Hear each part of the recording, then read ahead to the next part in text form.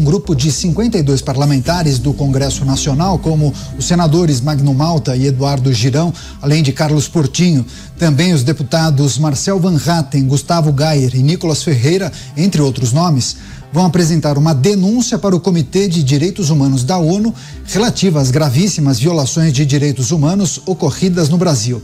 Essa petição cita os presos pelos atos do dia 8 de janeiro, eu vou abrir aspas. A presente denúncia é interposta em razão das gravíssimas violações dos direitos humanos de cerca de 1.500 cidadãos brasileiros perseguidos, presos e submetidos a tratamentos desumanos, ilegais, inconstitucionais e incompatíveis com os preceitos estabelecidos em tratados internacionais, dos quais o Brasil é signatário, dentre os quais o Pacto Internacional dos Direitos Civis e Políticos, eu fecho aspas. Vamos girar com os nossos comentaristas, vamos a Brasília, capital federal. José Maria Trindade com a gente. Queria naturalmente pedir sua análise e sua avaliação acerca dessa movimentação de parlamentares. Vários senadores e deputados estão reunidos nesse grupo. Importante compartilhar com o nosso público o quanto esses episódios que ocorreram no Brasil precisam ser compartilhados com organismos internacionais como o Comitê de Direitos Humanos da ONU. Esses órgãos internacionais podem ajudar, colaborar com o quê? É preciso chamar a atenção para isso. E trata-se de uma corte respeitável e respeitada pela esquerda, que sempre fez essa mesma coisa, sempre fez essas denúncias, portanto, é crível também para a esquerda, né? Olha, este movimento de parlamentares, ele nasceu das bases. Há uma cobrança para não deixar esquecer o que está acontecendo no Brasil. Alguns senadores, como Eduardo Girão e outros parlamentares, né, já foram visitar os prisioneiros. São pessoas que nunca pensaram na vida passarem pelo que estão passando. São pais de família respeitáveis, que nunca tiveram nenhuma alteração na vida, são pessoas que trabalhavam, são pais que não sabem nem onde estão os filhos, cada um com sua história. Alguns que estão lá quebraram e invadiram Congresso Supremo e Palácio do Planalto e devem ser punidos por isso, julgados e punidos com isso aí. Não houve um levante nacional ou golpe, ou uma tentativa de golpe. Não se faz golpe ocupando o espaço físico de um Congresso Nacional de uma forma atabalhoada. Não é assim. Não existia uma orquestração com Forças Armadas ou uma organização. Mas que eles sejam julgados pelo que cometeram. Um ato grave de quebrar instituições, prédios públicos. É importante você começar, primeiro, a mostrar para o mundo o que está acontecendo no Brasil.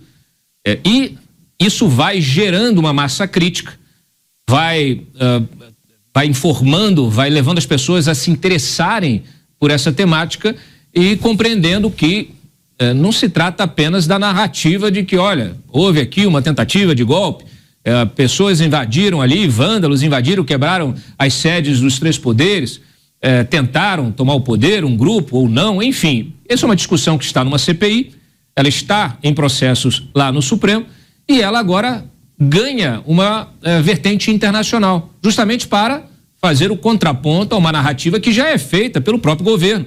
O Lula, nas suas viagens pelo mundo, ele vem falando, repetindo intensamente essa tentativa de golpe, segundo ele, que aconteceu lá em 8 de janeiro.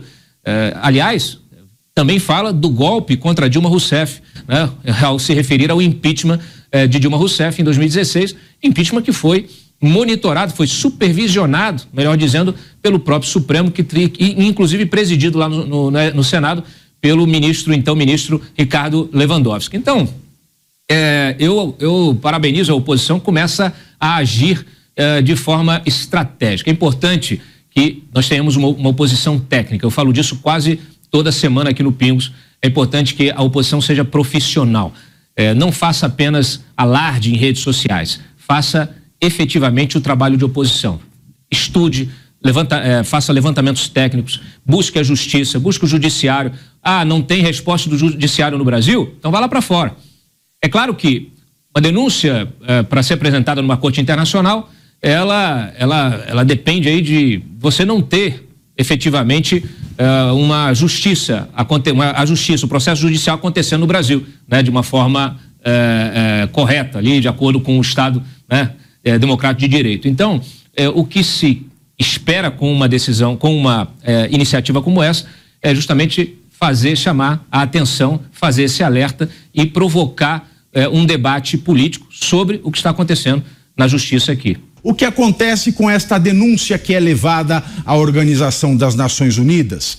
Fala-se ali, com toda a propriedade, o seguinte: aqueles presos em razão dos atos do 8 de janeiro e dos aquartelados em frente a quartéis das Forças Armadas foram presos. Primeiro, em flagrante. A flagrância da prisão, ela exige, pela lei, que o preso em flagrante tenha em 24 horas uma audiência de custódia e que nesta audiência de custódia, dentro das 24 horas após a prisão em flagrante, haja uma decisão de existe o perigo na liberdade daquelas pessoas, eu converto a prisão preventiva. Se não existe, eu as libero para responderem o processo em liberdade, porque vejam bem, não estou dizendo que ninguém é culpado ou inocente, estou dizendo que a regra no Brasil é responder ao processo criminal em liberdade. Bom, não houve a audiência de custódia no caso dos presos no 8 de janeiro. E não houve porque a audiência de custódia só pode ocorrer dentro das 24 horas sequenciais à prisão em flagrante. Aconteceu 25 horas depois, já não é mais audiência de custódia, o Estado deveria ter liberado todos eles.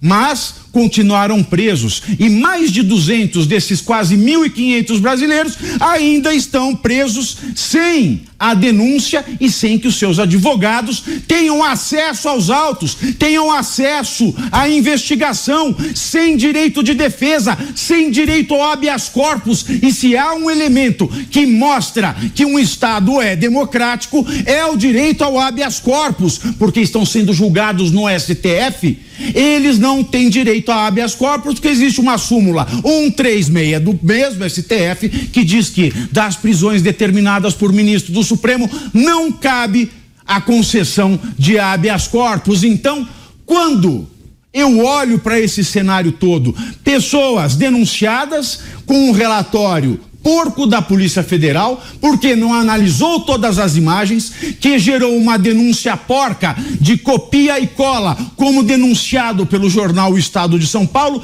que analisou todas as denúncias e viu que só mudavam ali os nomes, os documentos e os endereços. Não houve individuação de condutas. Quando essas pessoas continuam presas sem que ofereçam o perigo na liberdade, eu tenho prisões, eu tenho processos irregulares, e quando eu penso que eles não têm direito ao habeas corpus, eu fico chocado. E uma das grandes críticas ao projeto anticorrupção do Moro e do Deltan, quando eles ainda eram juiz e promotor da Lava Jato, que previa o não direito ao habeas corpus para determinados casos de corrupção, a esquerda toda estribuchou. O fim do habeas corpus é o fim da democracia. E por que não dizem nada agora? Porque é que a esquerda defende direitos humanos para psicopatas como Champinha, que estuprou uma menina na frente do seu namorado, matou o namorado e levou a menina para passear na periferia de São Paulo, estuprava a menina sistematicamente,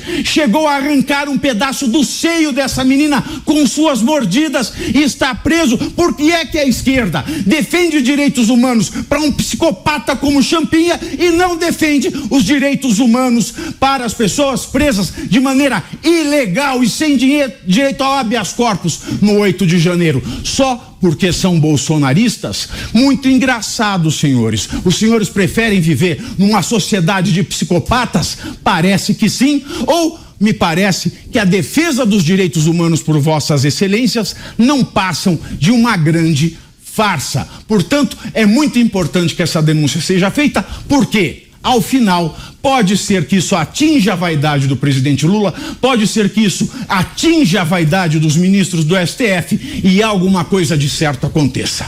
O fato concreto é que essa denúncia, na verdade, ela não trata daquelas pessoas que estão presas a partir do que aconteceu em 8 de janeiro. O principal dessa denúncia é demonstrar como prevalece no Brasil 2 pesos e 2 medidas. Tudo depende do que você fez, contra quem você atuou, quais os interesses que foram contrariados. E aí lembrou agora, Pavinato, o caso do Champinha, essa atrocidade que aconteceu na sociedade brasileira. Mas a gente tem também decisões que colocaram na rua André do Rap. Temos decisões que devolveram o patrimônio de André do Rap amealhado com o cometimento de crime.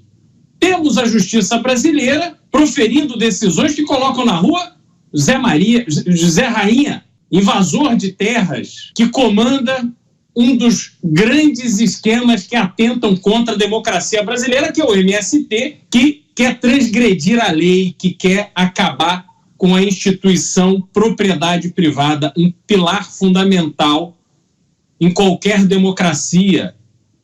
Nós temos inúmeras decisões na justiça que demonstram claramente que há um tratamento específico por aqueles que entendem que existe um jogo político que deve ser respeitado, e o tratamento é completamente diferente em casos que não têm a mesma repercussão. A velocidade, a voracidade, a dimensão das operações, tudo acontece de uma forma muito ampla quando tem interesse político no meio, e aí a gente precisa se perguntar por que isso?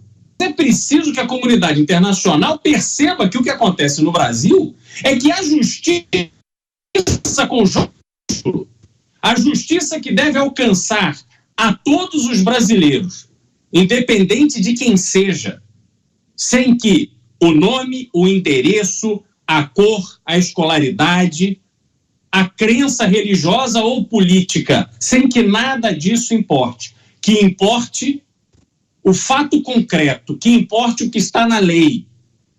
Isso tudo está ficando cada vez mais em segundo plano. E que país consegue prosperar, que país consegue avançar sem que tenha uma justiça efetivamente que alcance a todos de uma forma equilibrada? Nós não temos isso hoje no Brasil, e isso vai ficando muito claro. Nós acompanhamos pela imprensa os casos que são de interesse, seja do governo, seja dos próprios magistrados, andam numa velocidade assustadora. Outros casos vão ficando ali de lado. As decisões que são proferidas, o rito processual, tudo isso depende de quem você é. Então a denúncia que tem que ser feita, a visibilidade que tem que ser dada para a comunidade internacional é esta insegurança que temos no Brasil em relação à nossa justiça. Não é possível que tantas e tantas pessoas que foram condenadas nos esquemas do mensalão e do petrolão, flagradas, corrompendo e aceitando dinheiro de corrupção. Essas pessoas estão de volta à cena. Essas pessoas estão de volta ao governo. Essas pessoas, esses empresários, essas empresas estão de novo desfrutando da intimidade do poder. Que país é esse? Qual é o exemplo que isso passa para a população em geral? Qual é o estímulo que as autoridades, aquelas referências que devemos ter, qualquer sociedade precisa olhar para suas autoridades e enxergar referências do que é correto, do que é certo, do respeito à coisa pública, da responsabilidade pelo cargo que ocupa e o poder que detém. Mas o Brasil transformou isso em algo secundário. Ora, muita coisa errada no Brasil, muita coisa precisa ser denunciada no Brasil, e este caso que foi denunciado agora é mais um exemplo deste desarranjo institucional, dessa complicação da estrutura de país que infelizmente mina a crença de brasileiros e brasileiras no nosso Brasil.